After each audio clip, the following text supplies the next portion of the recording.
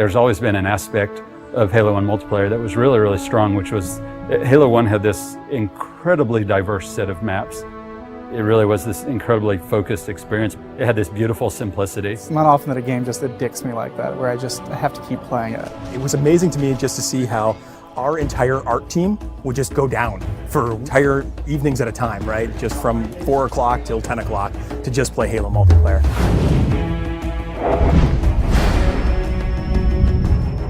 It wasn't that easy to just go through and say, oh, well, these are the maps that shipped with the original ones and this is what we're going to do, because we wanted to do something bigger around the 10th anniversary. We also had to think about the existing Reach player base, and we didn't want to fragment it. We were looking at it from the player's perspective in the current day with the current abilities and saying, how would I play this level and what do I think is missing? So we looked at maps from the Halo series entire, including Halo CE for PC and even Halo 2. And we thought, which of the maps are people's favorites that work well with the Reach engine and work well with modern kind of gameplay?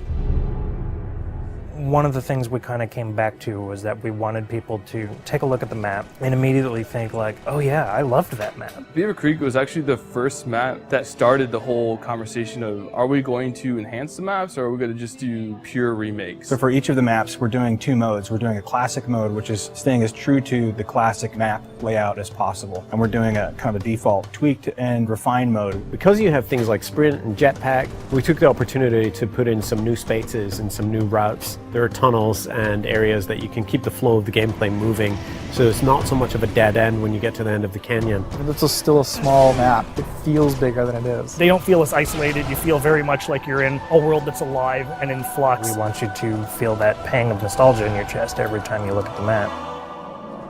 We chose Timberland because it was kind of an unsung classic. Probably one of the best vehicle maps. I spent a lot of time in custom servers on Halo PC just playing Team Slayer on it. The map itself is actually 20% smaller than what it used to be. On the art side, we've added a lot more tree cover. There's a big canopy of trees which kind of envelop the play space more. I'd like to think of this as Central Park, New York City. Here's this beautiful landscape, but right on the edge of a city all around them. There's so many tight turns that there are lots of places for you to get hung up on and grenaded. Just fun stuff happens. What other FPS do you get to put colorful flowers and green grass on your map?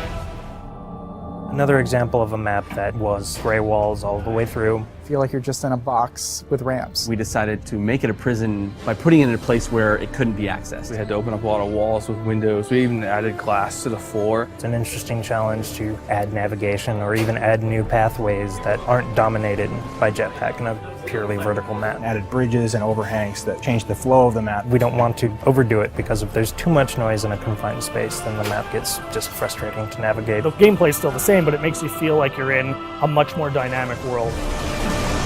Damnation is a good example of really pretty much purple walls, and that's what represented the Covenant theme. We kind of left it to certain affinity to think about, like, well, can they give this map a context? And I think they started by looking in the room with the waterfalls. We really wanted to give people a sense that they were in this water processing plant or this facility that had to deal with these natural elements. The bottom area at the base of the waterfall, there used to be spaces in between them, so you had to jump from the 3 spaces that extended out. Now that's just a single walkway. You didn't realize the first time you played it in the original, but now there's all these ledges and different opportunities to get around your opponent and flank them that weren't there before. I think with our additions, so you don't accidentally fall to your death all the time, and also the jetpack, that map has really changed a lot, just the general flow, and it's a lot of fun to play.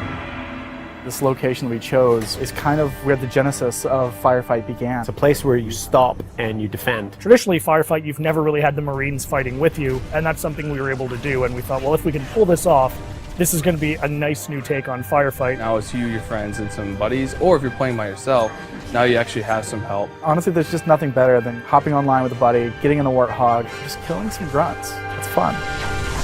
Normally with a title update, what happens is you download the title update and your world has changed forever. We couldn't really give them the existing Halo CE gameplay with an online component. This was the next best thing. A lot of the fun of Halo 1 is being able to use the Magnum again, and we wanted to allow you to use that in multiplayer. We were able to replicate the look and feel of the Halo 1 pistol with the standard pistol from Reach. 3 headshots, anywhere on the map, you're going to take an enemy down. We've made sure that we can implement these changes on a game type level, which means we can have a version of Slayer that is exactly as it's always been, and a version of Slayer with our title update changes. We're going to be releasing beta hoppers before the launch of Halo Anniversary, and we're going to utilize all the feedback we get from the millions of players to participate to help ultimately shape this title update.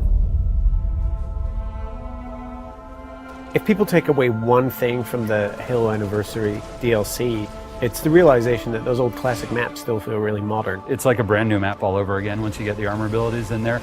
The soul of all of these maps are still very present, and in fact, in many ways, they're enhanced now. Overall, the campaign and the multiplayer, it just hasn't aged in the way that we expected it to feel. And when I switch to classic mode in campaign, or when I play Beaver Creek in multiplayer, it feels new, and it still feels nostalgic, and it's a strange mixture of feelings.